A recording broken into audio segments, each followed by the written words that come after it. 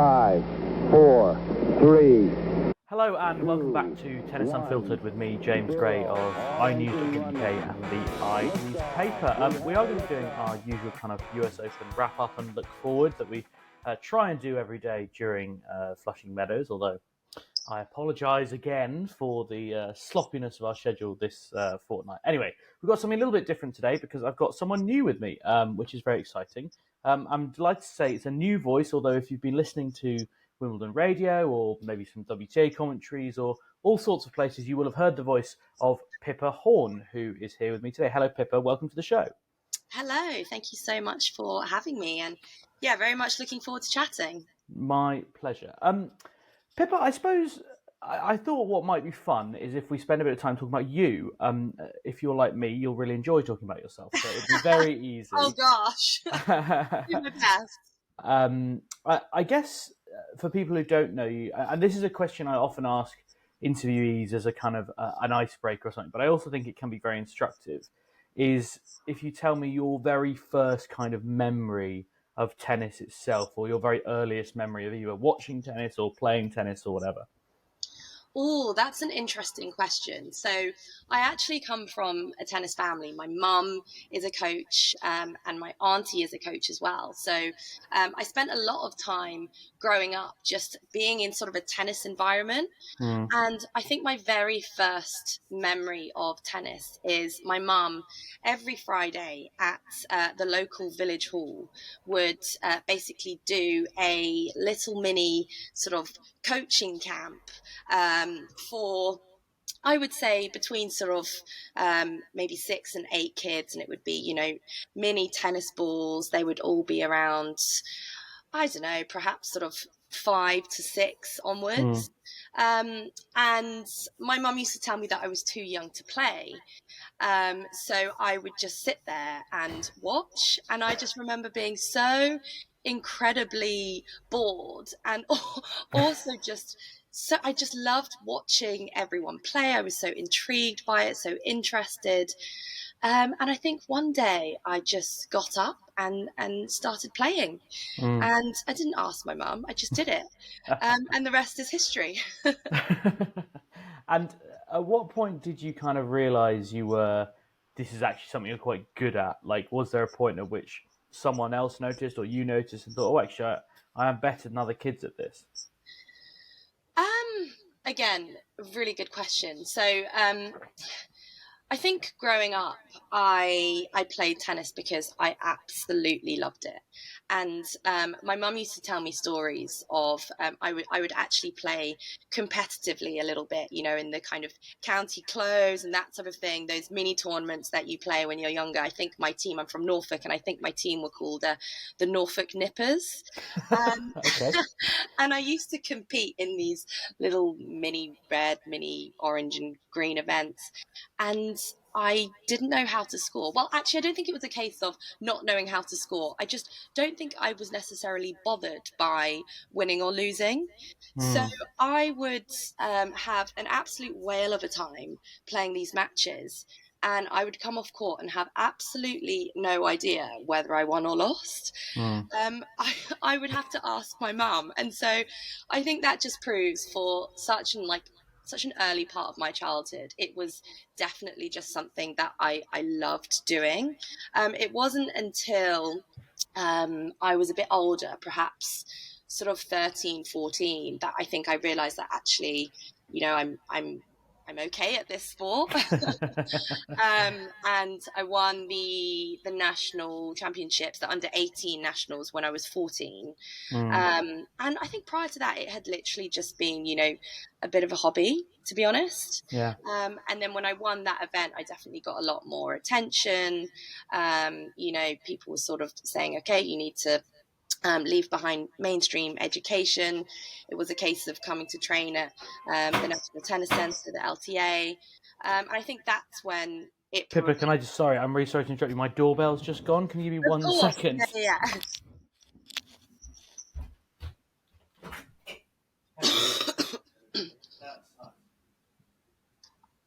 Thanks so much.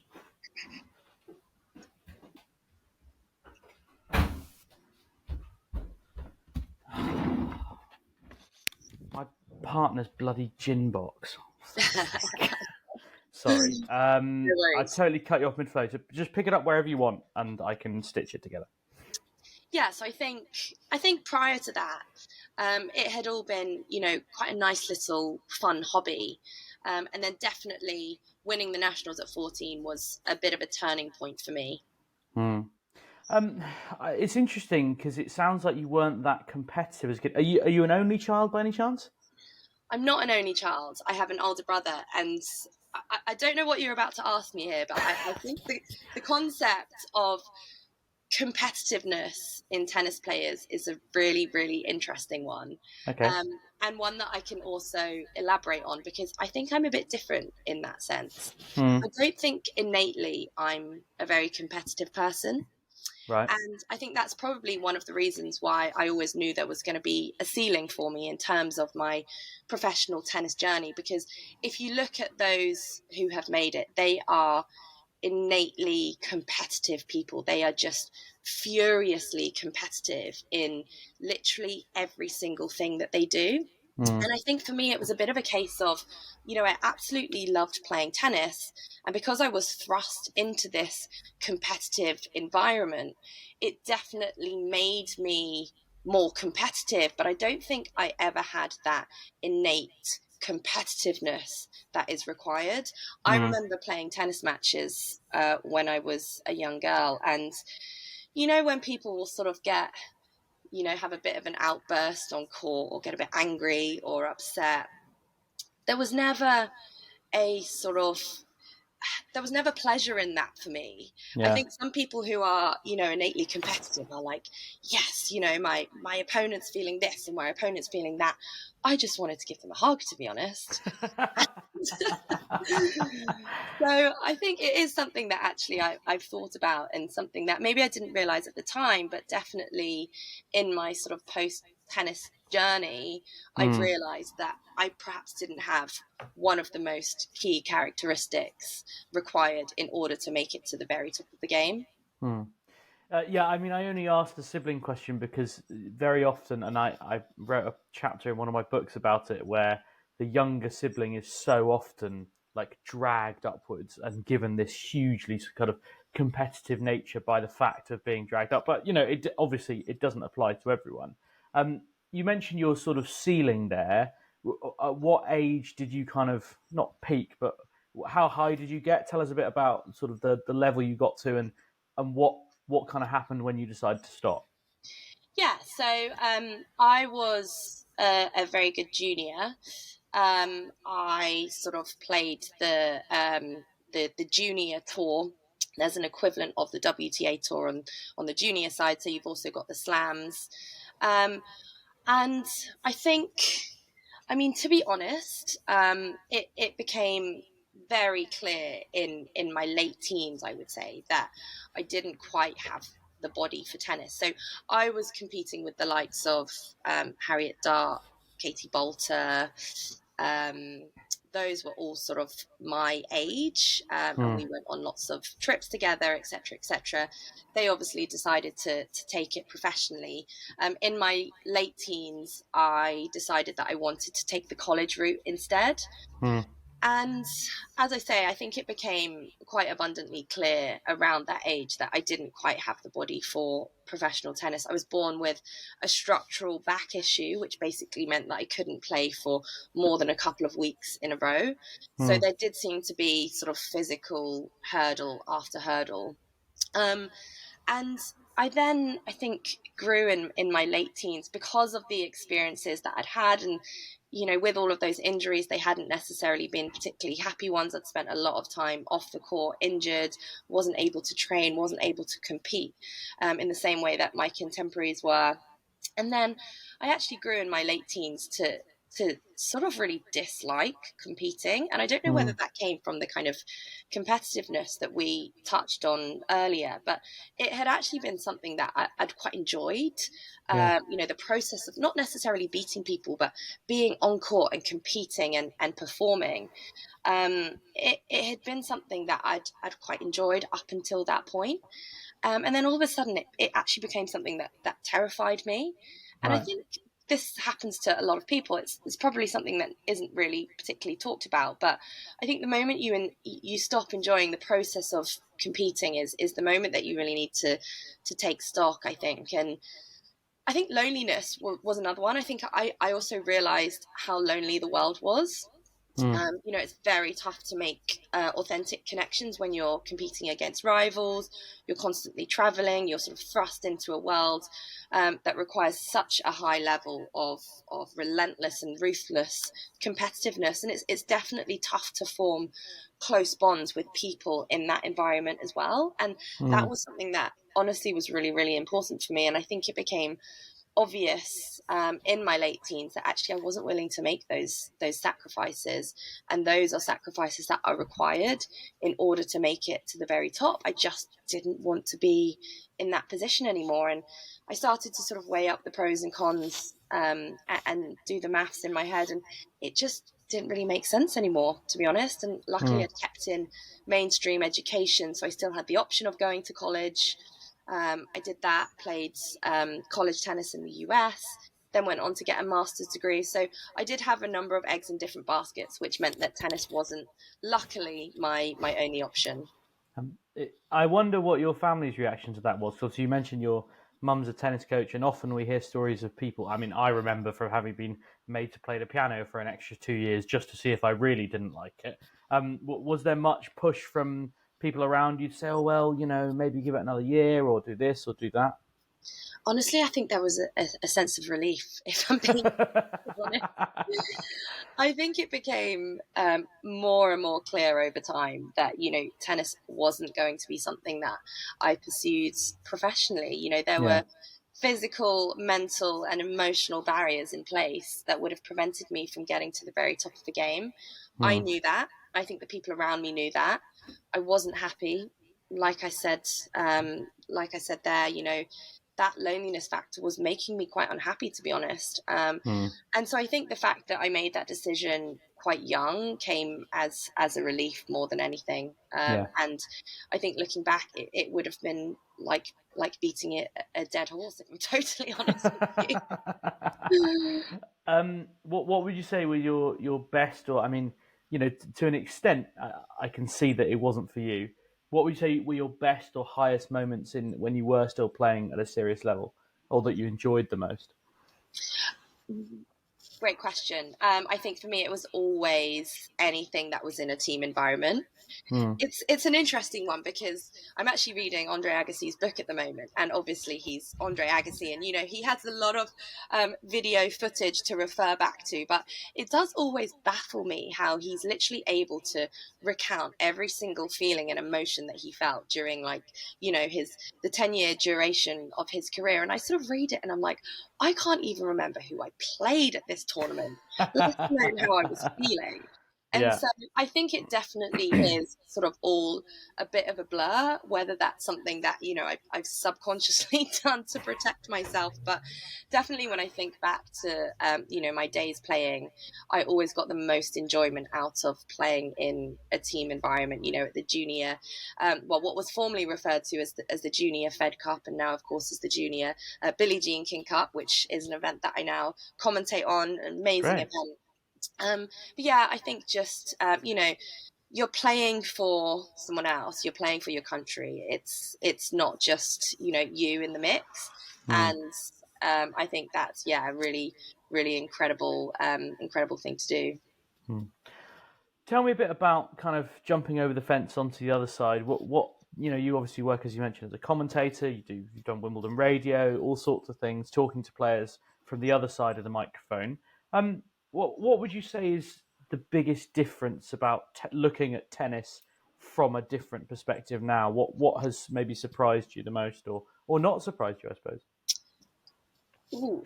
I think it's really interesting to have both perspectives. Obviously, playing tennis and experiencing the emotions that you feel as a tennis player, and then watching tennis and working in tennis, and almost vicariously feeling those emotions as well.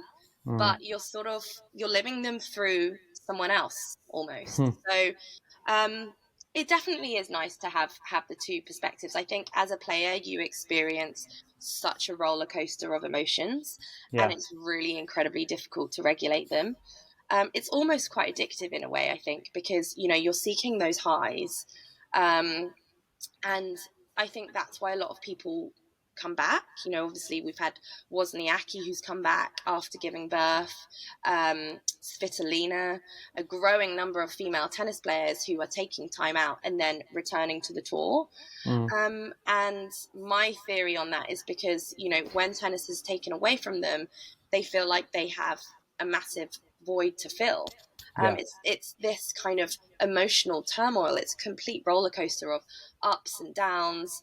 And I think ultimately, though, what comes up must come down. So, like I say, it's this like erratic roller coaster ride where one moment you're on top of the world, and then the next you're literally in the depths of hell.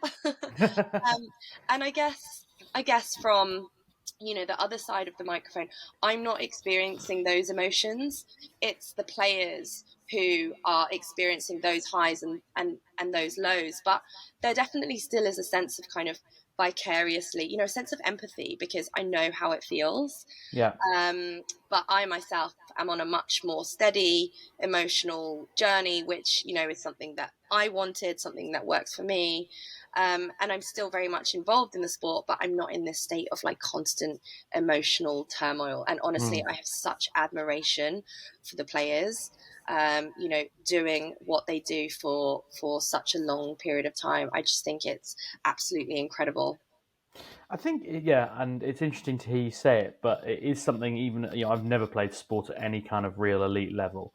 But it is something that going around the world as a journalist, I've sort of started to not, I wouldn't say I can empathize, but sympathize with at least, is Mhm. the grind, the being away from home all the time, as you say, being on your own. Journalists are a little bit like players in that when I'm at an event, I'm going to the Rugby World Cup literally today. I will be the only person in Paris on my team. Mhm. They're not going to send two people there. So you're kind of, although you do work in a little bit of camaraderie with other journalists from other papers, you're still working against them to an extent. And actually, when you said, yeah, it is a very lonely life because you're always on tour with your opponents, that is kind of the difficult thing that kind of afflicts tour life, is that constant Absolutely. loneliness. Mm, Yeah, and it's not only that it's difficult to form, close bonds in the world of tennis. It's also that you're constantly away from home. So yeah, it's not like you have, a particularly strong network of friends back home either, yeah. because you're constantly away. Yeah, and you're missing out on all those key moments, and yeah, you can't do the pub quiz every Monday because you're only there every fifth Monday, and yeah, Exactly. yeah, it's that's the main thing I miss, to be honest, is the pub quiz. But and my partner and all that sort of important stuff as well. So I should say, Pippa, really interesting to hear about your life and your career. You obviously know a hell of a lot about tennis, so it would be remiss of us not to talk about some of the great tennis that's been going on over the last 24 hours, and maybe have a little look ahead to what's coming up on Wednesday as well, because the US Open is reaching the sharp end of things. We're down to one court. It all becomes a little bit more rarefied. It is still extremely hot as far as I can tell. I was texting Mikey Hinks, who people will know from previous podcasts and who's out there doing my job in New York, and he says he's been on more than one topless run, which is not something he's ever done before, but apparently everyone does it and it's allowed, so fair play.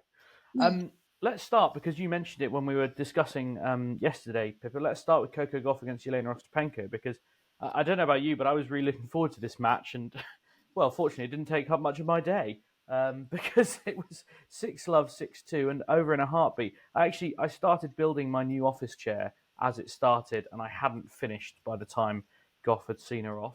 I imagine you didn't see that scoreline coming either. No, I didn't, and definitely not in 67 minutes. That's for Mm. sure. um, I did think that Coco Gauff would win. I don't think it's necessarily an upset, as Gauff obviously seeded 6, Mm. Ostapenko 20. But Ostapenko was playing so well. She'd beaten Swiatek in the previous round. So, and she's also a player who has such a big game. You know, Ostapenko on her heyday is pretty much unrivaled, I would say. Unfortunately, she didn't show up, did she? But I think, you know, Coco Gauff is definitely, in my opinion, a real contender for the title. It's an incredible achievement to make it to the semi-finals. She's still only 19 years old. And let's also not forget that the last American team to do this was Serena Williams back in 2001. So I think that just goes to show her trajectory, you know, the incredible career that she has lying ahead for her. And going into this tournament, having won Washington without losing a set, and then Cincinnati having beaten Swiatek, I think there was a real sense of kind of high expectations and hope for her ahead of the US Open. You know, she's got a new coach. People were talking about how much of an impact Brad Gilbert is making on her game, how much more aggressive she's being, and how the work that they're putting in off the court was really starting to show on the match court as well. But, you know, actually, having said that, despite all of this hope and expectation, it hasn't really been an easy journey for her getting through to the quarterfinals. This was by far her easiest match, and ahead of the one against Ostapenko, she had, I think it was three set matches. So at only 67 minutes long, this was by far the shortest match of the tournament for her so far. And of course, sorry, go for it. No. Well, I was going to say, and great to kind of conserve energy in what is, you know, pretty tough conditions. You need those quick matches, don't you, in a long tournament? Oh, absolutely. Yeah. I mean, it's been, I've not been out to the US Open, but everything I'm reading, everything I'm hearing, you know, the players are talking about how excruciating the conditions have been. But actually, I did read somewhere that Coco had actually asked, I think, to play in the heat of the day. So she'd put forward a request to the organisers of the tournament. Because, well, presumably she felt that, you know, she's been putting in a lot of hard work off the court, and actually she would fare better in the brutal heat of the day than her opponent. And, well, she was absolutely right, wasn't she? Yeah, and I think, you know, actually, funny enough, regular listeners will know that I love Jelena Ostapenko and kind of unashamedly think she's one of the best things about women's tennis. Just because she, you know, she lives her life and she lives it on the court, and you always know what she's thinking. I've been lucky enough to interview her a couple of times, and she is hilarious and blunt, and I don't know, I think we're kindred spirits maybe in that sense. But, you know, one thing you can kind of always level at her is that she's not the fittest player in the world. And actually, I think she looks in pretty good shape at the moment. I think her, you know, in previous rounds, her physicality's not been too bad. But yeah, I think probably Coco's looked at it and gone, well, and remember that, you know, she also had doubles to play yesterday. So there is also the consideration of, well, if I ask to play late, I'm going to have to play doubles early. Would I rather play doubles early and then go and play singles, or would I rather play singles early and then go and play doubles? And I suspect that's the better way round. And she is still in the doubles, by the way. She's in the quarters with Jessica Pegula, and probably, I don't know about favourites for the title, but they are the highest ranked pair left. And you know, I wouldn't put it beyond Coco Gauff to go and do the double, quite frankly. But yeah, I think probably playing in the heat against Jelena Ostapenko, just looking at it, it does seem like the right decision. She's going to go and play Karolina Muchova in the semi-finals on Thursday, after Muchova beat Sorana Castella 6-love, 6-3, the classic tricky opponent. Pippa, we've seen a lot of Karolina Muchova, I should say. I'm still learning to say her name properly, even though we have seen a lot of her this year. She obviously made it to the French Open final. She is a very good player and a very interesting player, isn't she? She's something a bit different. Yeah, she is. Especially on the women's tour, you know, there aren't that many players who have the sort of level of variety in her game that that Muchova has. I didn't actually see the quarterfinal match, but reading the scoreline this morning, she absolutely annihilated her opponent. So I think she'll be going into the match with a lot of confidence. But on the other hand, they did actually face each other, Gauff and Muchova, in Cincinnati a couple of weeks ago. So, there's that. I think that will be giving Gauff a lot of confidence. And then, of course, she's also the home favourite. She'll have the support of the home crowd. And the crowd in New York are interesting, aren't they? Because there's almost like a level of maliciousness when it comes to supporting their home favourite. It's not like Wimbledon and, the French Open, where obviously they have their favourites. There sort of is this level of real, unwavering, relentless support that almost feels a little bit malicious to the opponent. Yeah. And actually, that was something that Gauff experienced in round one, where it was, of course, quite a slow match, but the crowd were really in her favour there. It's something, she thrives off. Having said that, though, Muchova does have the experience of having already reached a Grand Slam title, a Grand Slam final, sorry. Yeah. So I think it will be, a really, really interesting match. Yeah, and I think it'll be interesting to see how. The one thing that we've all talked about, the hind legs of a donkey, about Coco's forehand, and Brad Gilbert and Coco Gauff have both independently said, no, we haven't done anything. It's just, believing in it a bit better. And actually, Marion Bartley did a really interesting piece of analysis on Sky talking about the increase in ball speed and racket head speed specifically on the forehand side, which seems to be working.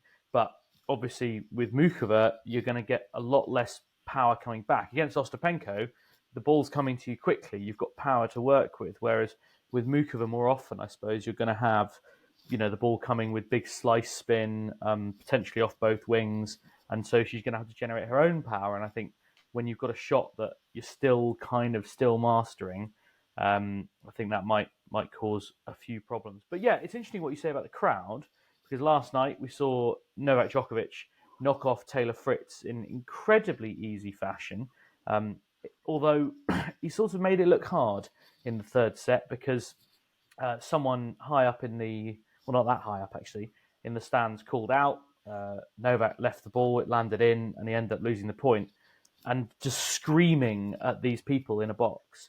Now, the surprising thing was when the cameras panned around, they weren't Taylor Fritz fans, they were people wearing Novak Djokovic's face on their shirts, and he eventually had them kicked out. But yeah, it's absolutely right what you say. Arthur Ashe, and I was talking to Calvin about it the other day, Arthur Ashe is one of the weirdest tennis stadiums in the world because it is so vociferous and rowdy. There's people standing up, sitting down all the time. It's all going on around you. And I think what you've got to be able to do, and probably what Novak Djokovic is pretty good at, because he's pretty good at everything, is just lock in and shut all that out. And I guess that's going to be the challenge for Ben Shelton, isn't it? Is trying to upset that rhythm and maybe try and get the crowd involved a bit more.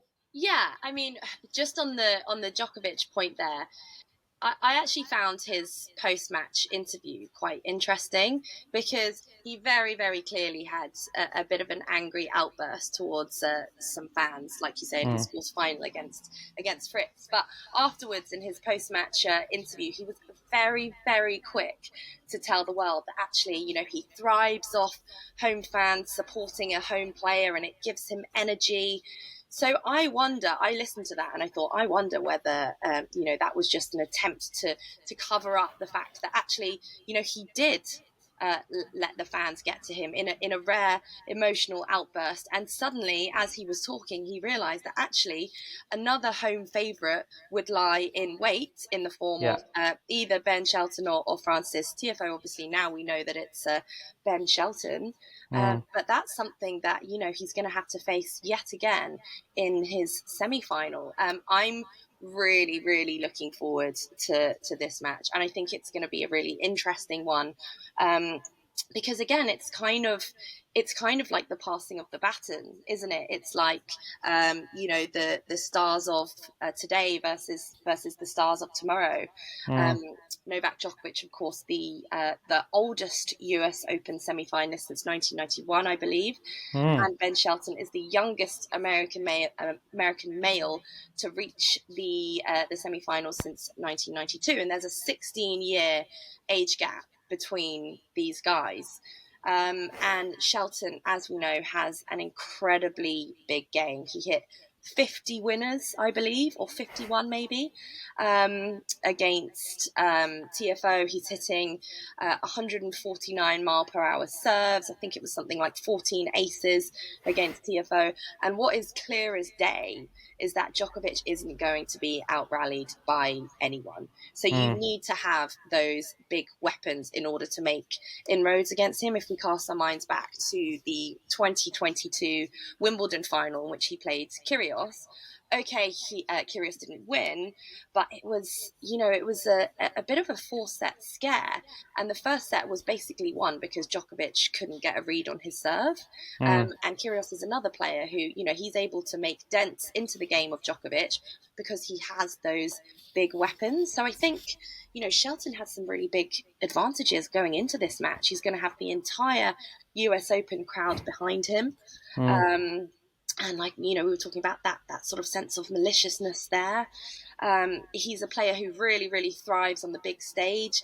He now has the confidence as well of knowing that Djokovic has been beaten lately. Obviously, Rune has beaten him, Musetti has beaten him, and of course Alcaraz at Wimbledon.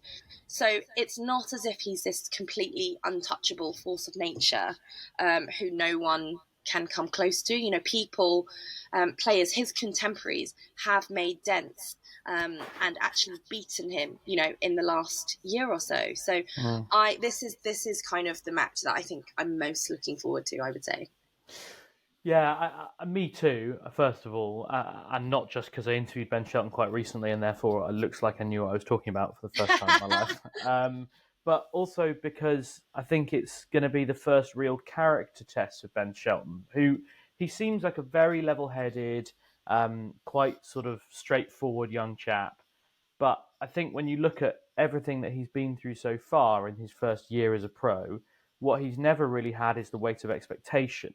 And okay, he's playing the GOAT, and so he is the underdog. But as you say, he's going to walk out, and everyone in our thrash is going, "Go on, mate, take a chunk out of him." And actually, there is a pressure that comes with that, and how he kind of deals with that. And look, he's got a really good team with him. He's got his dad in his box, who, is not just his dad. Like he was a very high level college coach. So I think that'll help him. But just dealing with that, kind of a mind fuck, really, of going through everything that comes with playing Novak Djokovic, and then it's your first Grand Slam semi-final, and then it's your home Grand Slam, and okay, you've only been a pro for a year. I think just if he's able to block all that out and just let his game do the talking. And look, I think if he loses in 4 sets, it's still a pretty big achievement, quite frankly, given his level of inexperience. I know we've spent our lives saying that you've got to try and beat these guys and not just be happy to be on court with them, but I think there is probably a little opportunity there, but I think it's going to need a Djokovic blow-up as well as Shelton to have his very best day. Yeah, and I think it's also a case of, is he going to come out and play the occasion, or is he going to come out and play the player? And I think you're absolutely right. There's a level of anxiety, I think, that might be provoked by the fact that there is this 16-year age gap between the two players. So I'm sure Djokovic will be someone that Shelton has watched win his first Grand Slam years and years ago, and the all of the 22 subsequent ones he's won ever since. So I think it will be a case of can he just focus on the process, focus on the things that have been, successful for him in his tournament so far, rather than actually letting the occasion and the player getting the better of him? Yeah. The other side of the draw, we should look briefly ahead to Wednesday's matches, I should say. The problem with doing the US Open from this side of the Atlantic is I never know what day it is, mainly. But anyway, it is Wednesday, and there are more matches on Wednesday. It's just not quite Wednesday yet in America. Anyway, Marketa Vondrousova against Madison Keys, Chung against Irina Sabalenka, and then Alcaraz Zverev and Medvedev Rublev. I have to say, Pippa, I'm slightly more inspired by the men's quarterfinals today than the women's. Although I think Chung Sabalenka has some real kind of intrigue to it, because I think, and I am still learning to say her name properly, Chung Shin-wen is a star of the future. I mean, if not already a star of the now. Yeah, absolutely. And I mean, most of my commentary is on the WTA side, so you might be more interested in the men's, but I'm definitely more interested in the women's at the moment. Good. And yeah, that Zheng Sabalenka match, I think is an interesting one. So Zheng is a name that not many people will have heard of. And actually, I didn't catch her fourth round match against Jabeur, but it doesn't surprise me that she's had a bit of a breakthrough, to be honest. Her resume might be quite short, but it's definitely extremely impressive. She's beaten Daria Kasatkina, she's beaten Ostapenko. I mean, obviously, Ostapenko, we know, can sort of beat anyone or lose to anyone on any given day. But she did that en route to the semi-finals in Abu Dhabi. She won her first tour title in July in Palermo. And let's not forget that she also pushed Swiatek to 3 sets this summer in Cincinnati. That was just a couple of weeks ago. So he is still only 20 years old. So she's relatively inexperienced, particularly on the big stage. Her breakthrough has come quite recently, so that will be, quite tough for her to cope with. This will be a first for her. But it'll be a match against two incredible ball strikers. I don't see her going all the way against Sabalenka, if I'm being totally honest. But I definitely think it will be Sabalenka's closest contest yet. And it will set her up nicely for a semi-final against either Keys or Vondrousova. Irina Sabalenka, of course, is the new world number one, thanks to Iga Świątek's defeat to Jelena Ostapenko. It means no matter what happens to Sabalenka, she will be world number one for the first time when the rankings refresh on Monday. We've kind of been expecting this to happen at some point, but we weren't quite sure when. And I'm sure if you're a player, sometimes you wonder if it'll ever happen. Did you think, 4 years ago when Irina Sabalenka was hitting 30 double faults a match and kind of going to pieces on court on a regular basis, do you ever think that her game would all come together? And what do you think has been the key to making that happen? 4 years ago, definitely not. Even a year ago, definitely not, if I'm being totally honest with you. If you'd have asked me this question at the beginning of the year, I would have said no.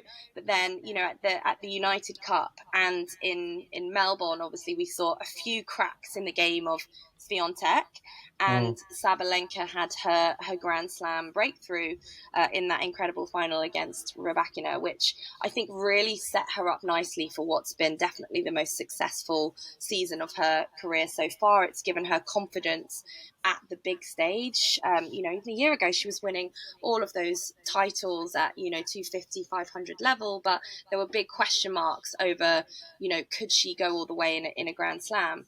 And I think she's a completely different player to the one she was a year ago, when she was plagued by double faults, and you just never really knew what to expect from her, did you? And I think now she really personifies all of the characteristics of a world number one, both mentally and physically. And the biggest change for me has come in the form of her mindset. She's a much, much calmer player on tour now than she was a year ago. She's always been pretty animated. She's still quite animated. She does show her emotions, but I don't think she lets them get the better of her. And that was something she talked about after the Australian Open. She'd worked with a number of sports psychologists, none of whom had really been able to make a dent or make a real difference until it was herself who decided that actually she needs to be her own sports psychologist. She has the power to dictate how she reacts on court, and that's been the key for me, and the reason why she's been able to make the breakthroughs that she has in the last few months. But I did find it quite interesting what she said about actually being quite sad that the title of world number one had been granted to her off the back of Swiatek's loss. Yeah, And she said after the match that she was sure they'd meet in the final, and she wanted to battle it out on court. Let the tennis do the talking.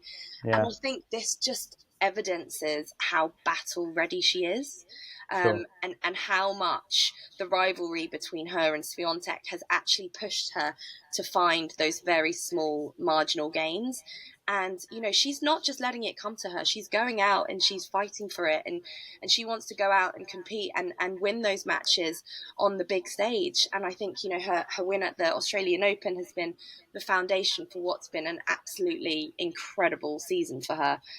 3 titles, 2 finals, and then reached the semis in Roland Garros and at Wimbledon. So she has been incredibly consistent. And I think the rivalry between her and Swiatek and her and Rybakina has been what's really motivated her. Yeah. And yeah, she's one win away now from reaching at least the semi-finals at every Grand Slam. And if there's one thing the women's game is crying out for at the moment, it is that kind of consistency of the same 3 or 4 names being at the latter end of tournaments. And I think, to be honest, if you look at the quarterfinals here, Sabalenka, Gauff, Muchova have all been in Grand Slam finals already this year, or in the last 2 years, I should say. So you've got some consistency there. Don't forget Marketa Vondrousova, who obviously won Wimbledon, albeit none of us expecting that. Jelena Ostapenko, who is a previous French Open champion. Mm-hmm. So I think there probably is a decent blend now. And, Sabalenka, it is interesting, all the kind of mental stuff she's been through. She's got Jason Stacey, who's a kind of mental coach, but seems a little bit less sports psychology than maybe previous guys have been. I think the most interesting thing, I read Anton Dubrov, her coach, saying that when they were in pre-season, he said, we spoke about preparing yourself here on the practice court like it's going to be, as in when you come into practice, go through all the same emotions that you would on court so that you can practice dealing with them here, so that it's not just, it all goes badly for 20 minutes on the match court and you're like, oh my God, I don't have any mental coping strategies for this. And I think that, I think you're absolutely right when you say that that is the biggest thing that has changed about her. I think also people who've, I'm privileged to meet her a couple of times, kind of in fairly informal situations, and she's a really kind of bubbly character. She's quirky and a bit weird, and Mm-hmm.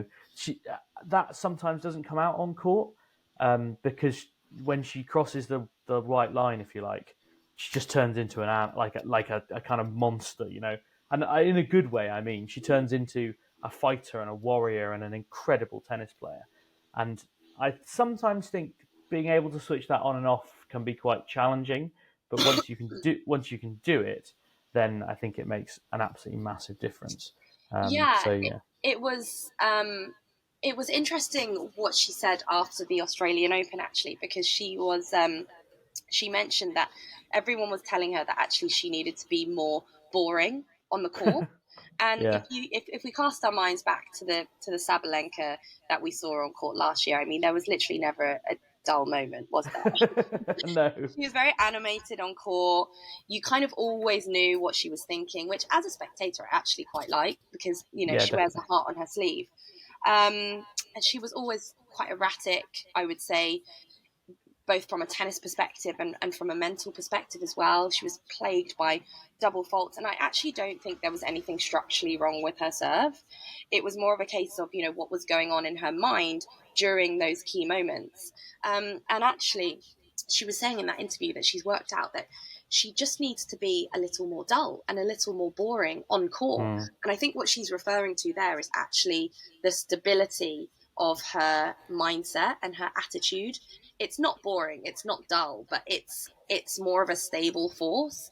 And clearly she's worked out what she needs to do mentally to win those matches on the big stage.